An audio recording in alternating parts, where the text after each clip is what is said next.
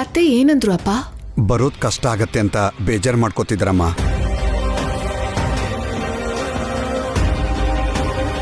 ಅದರಲ್ಲೇನಿದೆ ಮಾವ, ಮದುವೆ ದಿನ ಅಮ್ಮ ಹೇಗಿದ್ರು ಇರ್ತಾರಲ್ಲ. ಇವತ್ತಂತೂ ಲಗ್ನ ಪತ್ರಿಕೆ ಓದಿಸ್ಬಿಡಿ. ಪುರೋಹಿತ್ರೆ, ಲಗ್ನ ಪತ್ರಿಕೆ ಓದ್ಬಿಡಿ. ಶ್ರೀರಸ್ತು ಶುಭಮಸ್ತು ಅವಿಘ್ನಮಸ್ತು ಸ್ವಸ್ತಿ ಶ್ರೀ ಚಾಂದ್ರಮಾನೇನ ಶುಭಕೃತ್ ಸಂವತ್ಸರ ಮಾಘಮಾಸ ಉತ್ತರಾಯಣೆ ಶಿಶಿರ ಋತು ಚಿರಂಜೀವಿ ಅಮರ್ ಜೊತೆ ಚಿರಂಜೀವಿ ಸೌಭಾಗ್ಯವತಿ ಪ್ರಿಯಾ ಅವರನ್ನು ಕೊಟ್ಟು ವಿವಾಹ ಮಹೋತ್ಸವ ನೆರವೇರಿಸಲು ಗುರು ಹಿರಿಯರು ನಿಶ್ಚಯಿಸಿದ್ದಾರೆ. ಹಿರಿಯರ ಸಮಕ್ಷಮದಲ್ಲಿ ನಿಶ್ಚಯ ತಾಂಬೂಲ ಬದಲಾಯಿಸಿಕೊಳ್ಳಲು ನಿರ್ಧರಿಸಲಾಗಿದೆ.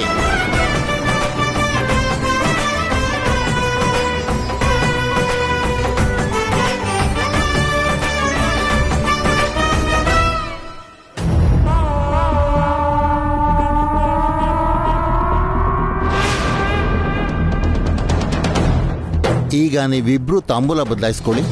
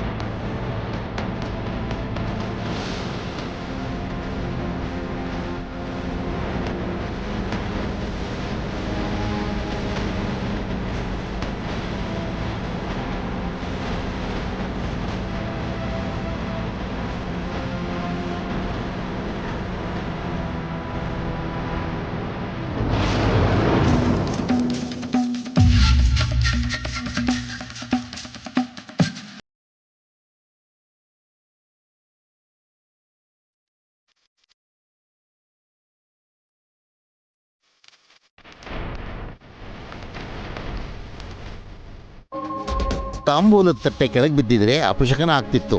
ಸ್ವಲ್ಪ ಜೋಪಾನವಾಗಿರ್ಬೇಕಲ್ಲಮ್ಮ. ಮೈ ಮೇಲೆ ಪ್ರಜ್ಞೆ ಇಲ್ವಾ? ಸ್ವಲ್ಪ ಎಚ್ಚರಿಕೆಯಿಂದ ಇರ್ಬೇಕು ತಾನೆ. ಅಪಶಕನ ಆಗಿದ್ರೆ ಏನ್ ಗತಿ? ಅಪಶಕನ ಆಗಲ್ಲ daddy.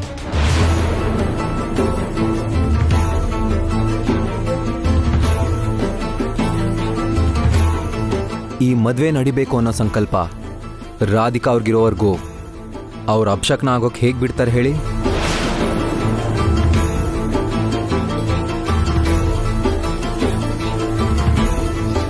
Well shed gentleman. Radhika ಮನ್ಸು ತಿಳಿ ನೀರಿನ ಥರ.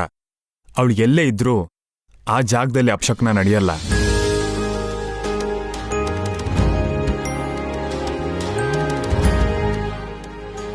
ಮಾವ, ಈ ಮದುವೆ ಹೇಗ್ ನಡೆಯುತ್ತೋ, ನಮ್ ಕೈಯಲ್ಲಿ ಆಗುತ್ತೋ ಇಲ್ವೋ ಅನ್ನೋ ಆತಂಕನ ಮನ್ಸಿಂದ ತೆಗೆದುಹಾಕ್ಬಿಡಿ. ನಿಮ್ಗೆ ಮಗನ್ ಥರ ನಾನಿದ್ದೀನಿ. ಮದುವೆ ಖರ್ಚಿಂದ ಹಿಡಿದು ಎಲ್ಲ ನಾನೇ ಮುಂದೆ ನಿಂತು ನೋಡ್ಕೋತೀನಿ. ಮಗನ್ ಥರ ನೀನು, ತಂಗಿ ಥರ ನಿಮ್ಮ ಅಮ್ಮ ನನ್ನ ಬೆನ್ನ ಹಿಂದೆ ಇದ್ದೀರಾ ಅನ್ನೋದೇ ನನ್ನ ಧೈರ್ಯ ಅಳಿಯಂದ್ರೆ. ಮದುವೆ ಅಂತೂ ನಿಮ್ಮ ಕೈಯಾರೆ ನಡಿಬೇಕು. ಆದರೆ ಖರ್ಚಿನ ವಿಷಯದಲ್ಲಿ ಮಾತ್ರ ನಿಮ್ಮ ಮನ್ಸಿಗೆ ನೋವಾಗಲ್ಲ ಅಂದರೆ ನನ್ನ ಸಾಮರ್ಥ್ಯಕ್ಕೆ ತಕ್ಕಂಗೆ ಖರ್ಚು ಮಾಡ್ತೀನಿ. ನಿಮ್ಮಿಷ್ಟ ಮಾವ. ಕೊರತೆ ಇಲ್ದಿರೋ ಥರ ಮದುವೆ ನಡಿಬೇಕನ್ನೋದೇ ನನ್ನ ಆಸೆ. ನಿಮ್ಗೇನೇ ಬೇಕಾದ್ರೂ ಹಿಂಜರಿಕೆ ಇಲ್ದೆ ನನ್ನನ್ನು ಕೇಳಿ. ಕೈಲಾಶ್, ಕಷ್ಟ ಅಂದ್ರೆ ಏನು ಅಂತಾನೆ ಗೊತ್ತಿಲ್ದವನು, ಕಾಲ್ ನೆಲಕ್ ಸೋಕದ ಹಾಗೆ ಬೆಳ್ದಿರೋನು, ಆದೇಶ ಕೊಟ್ಟು ಎಲ್ಲಾ ಕೆಲ್ಸನ ಮಾಡ್ಸೋ ನೀನು. ನಿನಗ್ಯಾಕಪ್ಪ ಈ ಮದ್ವೆ ಕೆಲ್ಸ ಎಲ್ಲ? ಅದಲ್ದೆ ನಿಂಗೆ ಆಫೀಸ್ ಅಂತ ವ್ಯಾಪಾರ ಅಂತ ಕೈ ತುಂಬಾ ಕೆಲ್ಸ ಇರುತ್ತೆ. ಈಗ ಮಾತ್ ಕೊಟ್ಟು ಆಮೇಲೆ ಮಾಡಕ್ಕಾಗ್ದೆ ಬೇಜಾರ್ ಮಾಡ್ಕೊಂಡ್ರೆ ನಿಮ್ಮಮ್ಮ ಮನಸ್ ನೋಯಿಸ್ಕೋತಾರೆ. ಎಲ್ಲಾನು ನೀನೇ ಮಾಡ್ಬೇಕಾ? ನಾನು ಅದೇ ಯೋಚನೆ ಮಾಡ್ತಿದ್ದೆ. ಎಲ್ಲಾದ್ರಲ್ಲೂ ತಲೆ ತೋರ್ಸೋ ಕೆಲ್ಸ ನಿಮಗ್ ಬೇಕಾ? ಅದು ಮಾತ್ರ ಅಲ್ಲ, ಇದೂನು ನಾನ್ ಜವಾಬ್ದಾರಿ ಹೊತ್ಕೋಬೇಕಾಗಿರೋ ಕುಟುಂಬನೇ. ಅದನ್ನೇ ಮಾಡ್ತಿದ್ದೀನಿ. ನೀವು ಸ್ವಲ್ಪ ಸುಮ್ಮನೆ ನಿಂತ್ಕೊಳ್ಳಿ. ಭಾವನವ್ರೆ, ವರೋಪಚಾರನೂ ನನ್ನ ಅಂತಸ್ತಿಗೆ ತಕ್ಕ ಹಾಗೆ ಖಂಡಿತ ಮಾಡ್ತೀನಿ. ನಿಮ್ಗೆ ಯಾವ ಕೊರತೆನೂ ಬರಕ್ ಬಿಡಲ್ಲ. ಪ್ರೀತಿನ್ ಮೀರಿದ ಸ್ಥಾನ, ಆತ್ಮೀಯತೆನ್ ಮೀರಿಸೋ ಅಂತಸ್ತು ಬೇರೆ ಏನಿರುತ್ತೆ ಭಾವ. ನಿಮ್ ಜೊತೆ ಸಂಬಂಧ ಬೆಳೆಸ್ತಿರೋದೇ ನಮ್ಗೆ ದೊಡ್ಡ ಸೌಭಾಗ್ಯ. ಅಮರ್ ಸಂತೋಷವಾಗಿರೋದೇ ನಮ್ಗೆ ದೊಡ್ಡ ವರದಕ್ಷಿಣೆ.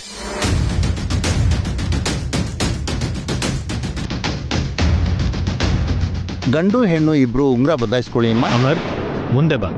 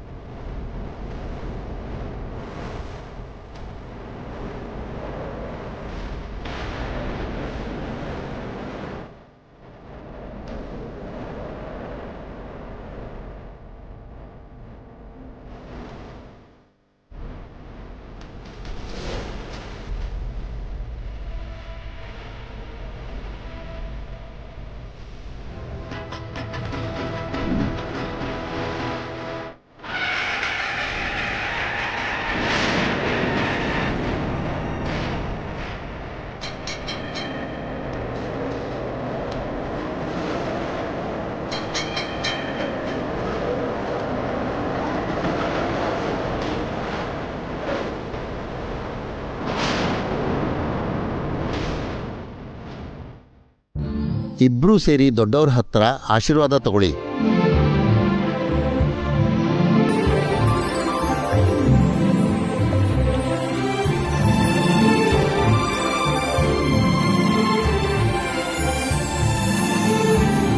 ಶೀಘ್ರಮೇವ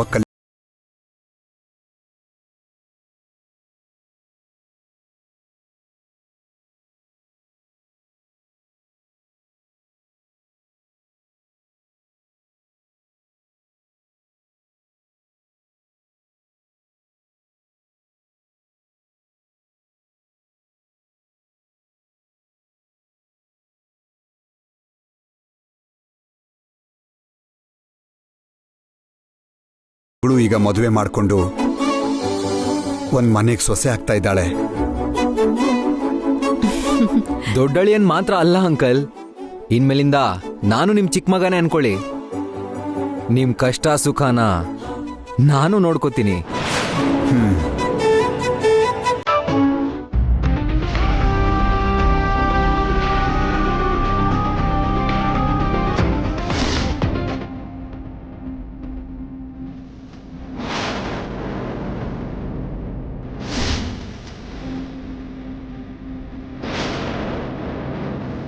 ತಾಂಬೂಲಾನು ಬದಲಾಯಿಸ್ಕೊಂಡ್ಬಿಟ್ರು. ಮದುವೆ ಮುಹೂರ್ತ ಬರೋಕ್ ಮುಂಚೆ ಏನಾದರೂ ಒಂದು ಪ್ಲಾನ್ ಮಾಡಿ ಅಪ್ಪಂಗೆ ನೋವಾಗದೇ ಇರೋ ಥರ ಈ ಮದುವೆ ನಿಲ್ಲಿಸ್ಬಿಡ್ಬೇಕು.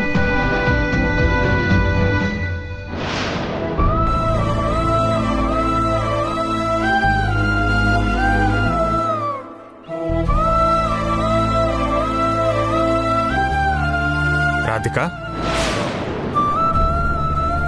ರಾಧಿಕಾ, ಇಲ್ಲೇನ್ ಮಾಡ್ತಿದ್ಯಾ? ಏನೂ ಇಲ್ಲ ರೀ.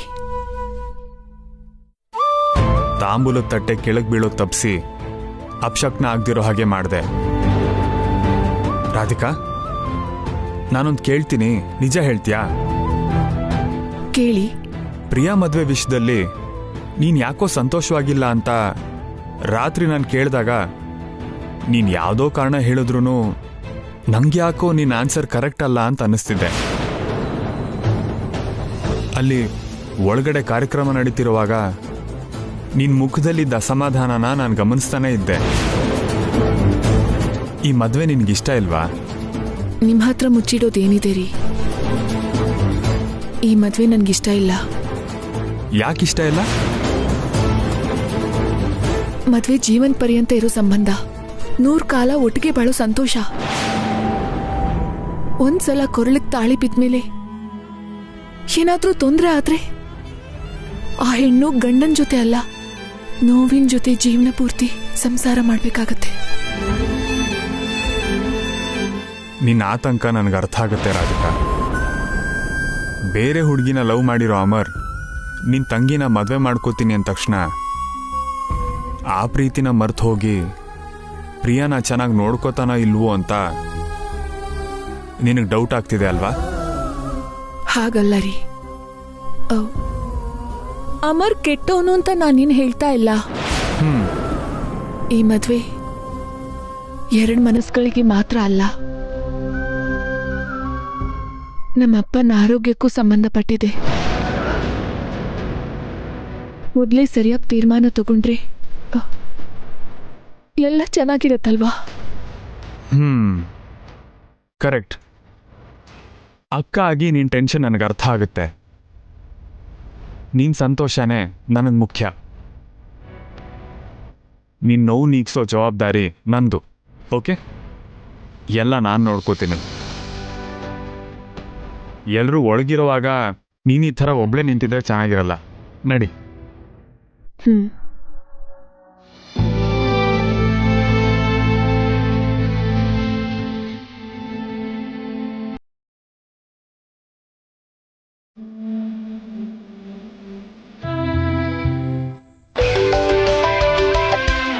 Hello Kailash, how are you? Yeah, I'm fine. What a pleasant surprise. Any important news? ಹಾ, ಹೌದು. ತುಂಬ ಮುಖ್ಯವಾದ ಕೆಲಸ ಇದೆ. ಸಂಜೆ ನಾವು ಸ್ವಲ್ಪ ಭೇಟಿ ಆಗಬೇಕು. Sure, definitely. Yeah, thank you. Time and location ಆಮೇಲೆ ಹೇಳ್ತೀನಿ. Okay Kailash. ಬಾಯ್. Bye.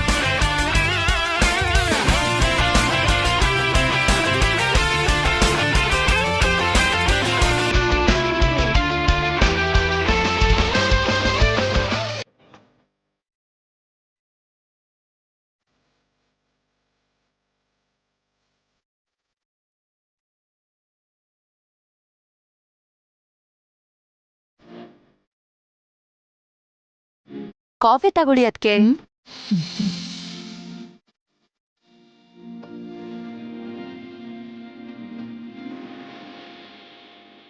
ನಿಶ್ಚಿತಾರ್ಥ ಹೇಗ್ ನಡೀತು ಅಲಿವೇಣಿ? ನಿಶ್ಚಿತಾರ್ಥಕ್ಕೇನದ್ಕೆ ಬೊಂಬಾಟಾಗಿ ನಡೀತು.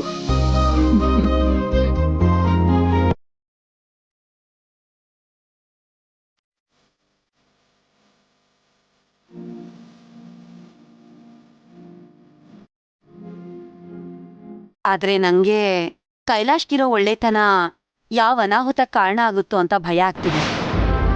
ಏನ್ ಹೇಳ್ತಿದ್ಯಾ? ಮದ್ವೆ ಎಲ್ಲ ನಾನೇ ಮುಂದೆ ನಿಂತ್ ಮಾಡಿಸ್ತೀನಿ ಅಂತ ಅವ್ರ ಮಾವನವ್ರ ಮುಂದೆ ವಾಗ್ದಾನದ ಮೇಲೆ ವಾಗ್ದಾನ ಮಾಡ್ತಿದ್ದ. ದೊಡ್ಡ ಅಳಿಯಾಗಿ ಅವ್ರ ಕೈಲಿ ಸೇವೆ ಮಾಡಿಸ್ಕೋಬೇಕಾದವನು ಅವ್ರ ಕೆಲ್ಸ ಎಲ್ಲ ಮೈ ಮೇಲೆ ಇಡ್ಕೊಂಡ್ರೆ ಆ ಗಂಡಿನ ಕಡೆಯವ್ರ ಮುಂದೆ ಅವನಿಗ್ ಬೆಲೆ ಇರುತ್ತಾ ಹೇಳಿ? ಮೊದ್ಲೇ ಅಮರ್ ಚಿಕ್ಕಮ್ಮ ತುಂಬಾ ದರ್ಪ ತೋರಿಸ್ತಿದ್ದಾಳೆ.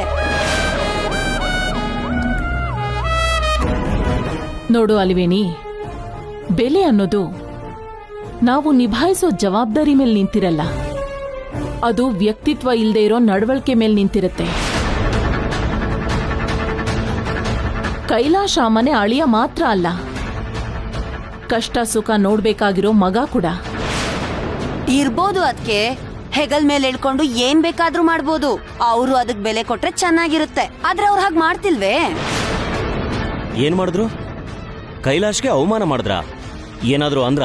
ಹಾಗಲ್ಲ ರೀ, ಜವಾಬ್ದಾರಿ ತಗೋತೀನಿ ಅಂತ ನಮ್ ಕೈಲಾಶ್ ಹೇಳ್ದಾಗ ಬೇಕಾಗಿಲ್ಲ ಬಿಡಪ್ಪ, ನಮ್ ಅಂತಸ್ತಕ್ ತಕ್ಕ ಹಾಗೆ ನಾವೇ ಮಾಡ್ತೀವಂತ ಕೃಷ್ಣಮೂರ್ತಿ ಅವರು ಹಗುರವಾಗಿ ಮಾತಾಡ್ಬಿಟ್ರು. ಅದು ಹಗುರವಾಗಿ ಮಾತಾಡಿದ್ದಲ್ಲ, ಅಳಿಯಂದ್ರಿಗೆ ಕಷ್ಟ ಕೊಡಬಾರ್ದು ಅಂತ ಹಾಗೆ ಹೇಳಿರ್ತಾರೆ. ಅದು ಅವ್ರ ಸಂಸ್ಕಾರ. ಏನೋ ಅದಕ್ಕೆ ನಿಮ್ಗೆಲ್ಲ ಒಳ್ಳೇದಾಗೆ ಕಾಣುತ್ತೆ. ನಿಮ್ಗ್ ಒಳ್ಳೇದ್ನೇ ಬಯಸಿ ನಾನ್ ಹಾಗೆ ಹೇಳ್ದೆ ಅಷ್ಟೇ. ನನ್ಗಂತೂ ಕೈಲಾಶ್ಗೆ ಅವರು ಬೆಲೆ ಕೊಡ್ತಾ ಇಲ್ವೇನೋ ಅನ್ನಿಸ್ತಿದೆ. ಅವಮಾನ ಆಗ್ಬಿಡುತ್ತೇನೋ ಅಂತ ನನಗ್ ಅನುಮಾನ ಆಗ್ತಾ ಇದೆ. ಯಾವ್ದಕ್ಕೂ ಒಳ್ಳೇದು ಮುಟ್ಟಿದ್ರು ಮುಟ್ಟದ ಹಾಗಿದ್ರೆ ಗೌರವ ಉಳಿಯುತ್ತೆ. ಸಾಕ್ ನಿಲ್ಸು. ಯಾವಾಗ್ಲೂ ಬಾಯಲ್ಲಿ ಕೆಟ್ಟ ವಿಷಯ, ತಲೆಯಲ್ಲಿ ಕೆಟ್ಟ ಯೋಚನೆನೇ ತುಂಬಿಕೊಂಡಿರುತ್ತೆ. ನೀವು ಮೂವರು ಆದಷ್ಟು ಬೇಗ ಹೀಗೆಲ್ಲ ನಡ್ಕೊಳ್ಳೋದ್ ಬಿಟ್ರೆ ಚೆನ್ನಾಗಿರುತ್ತೆ.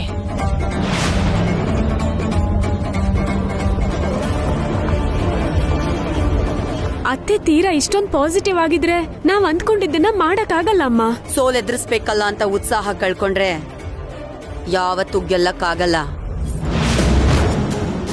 ದೊರ್ಕೋ ಅವಕಾಶನೆಲ್ಲ ನಮ್ಮ ಅನುಕೂಲಕ್ಕೆ ಬಳಸ್ಕೊಳ್ಳೋ ಪ್ರಯತ್ನನ ಮಾಡ್ತಾನೇ ಇರ್ಬೇಕು. ಪ್ರಿಯಾ ಮದ್ವೆನ ಅಡ್ಡ ಇಟ್ಕೊಂಡು ರಾಧಿಕಾನ ಅಡ್ಕತ್ರಿಗ್ ಸಿಕ್ಸೋಣ.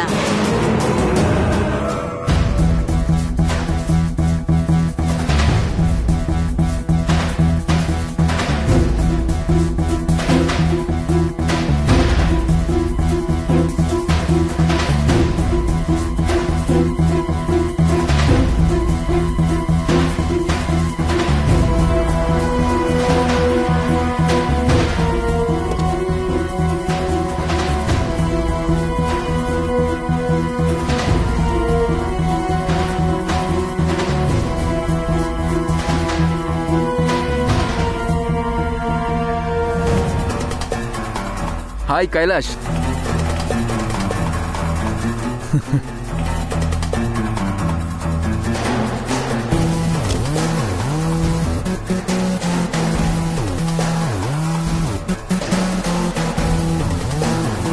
Hi Santosh. Hello, how are you? I am good. How are you? Yeah, I am fine. Sorry Kailash, ನಿನ್ ಮದುವೆಗೆ ಬರೋಕ್ಕಾಗಲಿಲ್ಲ. No issue Santosh. ಡಿಟೆಕ್ಟಿವ್ ಆಗಿ ನಿನಗಿರೋ ವರ್ಕ್ ಪ್ರೆಷರ್ ಏನಂತ ನನಗೆ ಅರ್ಥ ಆಗುತ್ತೆ. Thank you. ಇಷ್ಟಕ್ಕೂ ನನ್ನನ್ನು ಯಾಕೆ ಕರೆಸ್ದೆ ನೀನು? ನಿನ್ನ ಶತ್ರುಗಳ ಬಗ್ಗೆ ಏನಾದರೂ ಮಾಹಿತಿ ಬೇಕಾ? ನೋನು, ನನ್ನ ನಾದ್ನಿ ಮದುವೆ ಆಗ್ತಿರೋ ಹುಡುಗನ ಬಗ್ಗೆ ಎನ್ಕ್ವೈರಿ ಮಾಡಬೇಕು ಅಷ್ಟೇ. ಯಾರವನು? ಅಮರ್. ಡಿಟೆಕ್ಟಿವ್ ಕೈಲಿ ಎಂಕ್ವೈರಿ ಮಾಡಿಸೋಂಥ ಅವಶ್ಯಕತೆ ಏನಿದೆ? ನನ್ನ ನಾದ್ನಿ ಅಮರ್ನ ಮದುವೆ ಮಾಡ್ಕೊಳ್ಳೋದ್ರ ಬಗ್ಗೆ ಯಾಕೋ ನನ್ನ ಹೆಂಡತಿಗೆ ಸಮಾಧಾನ ಇಲ್ಲ. ಕಾರಣ? ಅಮರ್ ಇದಕ್ಕೆ ಮುಂಚೆ ಒಂದು ಹುಡುಗಿನ ಪ್ರೀತಿಸಿದ್ದ. ಆ ಲವ್ ಫೇಲ್ ಆಯ್ತು. ಓ, ಮದ್ವೆ ಅಂದಮೇಲೆ ಹುಡುಗನ ಬಗ್ಗೆ ಅವನ ಕುಟುಂಬದ ಬಗ್ಗೆ ಚೆನ್ನಾಗಿ ವಿಚಾರಿಸಿನೇ ಸಂಬಂಧ ಕುದುರಿಸ್ತಾರಲ್ವಾ? ಅದೆಲ್ಲ ಮಾಡ್ಲಿಲ್ವಾ? ಆಕ್ಚುಲಿ ಅಮರ್ ನಮ್ಮ ಎರಡು ಫ್ಯಾಮಿಲೀಸ್ಗೂ ಗೊತ್ತು. ಆಸ್ ಅ ಪರ್ಸನ್ ಅವನು ತುಂಬಾ ಒಳ್ಳೆಯವನು. ತಾನಾಗ್ತಾನೆ ಬಂದು ನನ್ನ ನಾದ್ನಿನ ಮದುವೆ ಮಾಡ್ಕೋತೀನಿ ಅಂತ ಕೇಳಿದಾನೆ. ಅದಕ್ಕೆ ಒಂದು ಸ್ವಲ್ಪನೂ ಯೋಚನೆ ಮಾಡಿದೆ ನನ್ನ ಹೆಂಡತಿ ಬಿಟ್ಟು ಮಿಕ್ಕವರೆಲ್ಲ ಸರಿ ಅಂದ್ರು. ವಾಟ್? ಲವ್ ಫೇಲಿಯರ್ ಆಗಿರೋ ಅಮರ್ ತಾನೇ ಬಂದು ನಿನ್ನ ನಾದ್ನಿನ ಮದುವೆ ಮಾಡ್ಕೋತೀನಿ ಅಂದ. ಸೊ ನಿನ್ನ ವೈಫ್ ಅವನ್ನ ಅನುಮಾನಿಸೋದ್ರಲ್ಲಿ ತಪ್ಪೇ ಇಲ್ಲ. ಏನ್ ಹೇಳ್ತಿದ್ಯಾ? ಆಕ್ಚುಲಿ ಅಮರೇ ನಿಮ್ಮ ಮಾವನ ಮುಂದೆ ಮದುವೆ ಪ್ರಪೋಸಲ್ ಇಟ್ಟಿದ್ದಾನೆ ಅಂದ್ರೆ ಏನೋ ಪಿತೂರಿ ಇದ್ದ ಹಾಗಿದೆ. ನನ್ನ ನಾದ್ನಿನ ಮದುವೆ ಮಾಡ್ಕೋತೀನಿ ಅಂತ ಹೇಳೋದ್ರಲ್ಲಿ ಪಿತೂರಿ ಏನಿರುತ್ತೆ? ಕೈಲಾಶ್, ನಾನು ಡಿಟೆಕ್ಟಿವ್ ಅನ್ನೋ ವಿಷಯ ಮರ್ತು ಹೋಗ್ಬೇಡ ಕೈಲಾಶ್. ಪೆನ್ ಟು ಪೆನ್ ಪ್ರತಿಯೊಂದನ್ನು ಅನುಮಾನಿಸೋದು ನನ್ನ ಉದ್ಯೋಗ ಧರ್ಮ. Okay, of course. ನೀನಿದನ್ನ ಪರ್ಸ್ನಲ್ ಕೆಲಸ ಅಂದ್ಕೊಂಡು ನಾಳೆ ಸಂಜೆ ಒಳಗೆ ನನಗೆ ಇನ್ಫಾರ್ಮೇಷನ್ ಕೊಡಬೇಕು. ಅಮರ್ ಪೂರ್ತಿ ವ್ಯಕ್ತಿತ್ವ ಹೇಗಿದೆ, ಅವ್ನು ಪ್ರೀತಿಸಿದ ಹುಡುಗಿ ಯಾರು, ಆ ಹುಡುಗಿ ಇವನನ್ನು ಬಿಟ್ಟು ಬೇರೆ ಹುಡುಗನ ಮದುವೆ ಮಾಡ್ಕೊಳ್ಳೋ ಪರಿಸ್ಥಿತಿ ಯಾಕೆ ಬಂತು ಅಂತ ಎಲ್ಲ ಪರ್ಫೆಕ್ಟ್ ಆಗಿ ಡೀಟೇಲ್ ಬೇಕು ನನಗೆ. ಯಾಕಂದರೆ ಮದುವೆಗೆ ಇನ್ನೂ 10 ದಿನ ಉಳಿದಿರೋದು. ನನ್ನ ಹೆಂಡತಿ ಅನುಮಾನ ಪಟ್ಟ ಹಾಗೆ ಏನಾದರೂ ಇದ್ದರೆ ಇವಾಗಲೇ ಮದುವೆ ಕ್ಯಾನ್ಸಲ್ ಮಾಡಿಬಿಡ್ಬೋದು. ಶ್ಯೂರ್ ಕೈಲಾಶ್, ಅಮರ್ ಬಗ್ಗೆ ನಿನ್ಗೆ ಗೊತ್ತಿರೋ ಡೀಟೇಲ್ಸ್ ಎಲ್ಲ ನನಗೆ ಹೇಳು. ಹೇಳ್ತೀನಿ.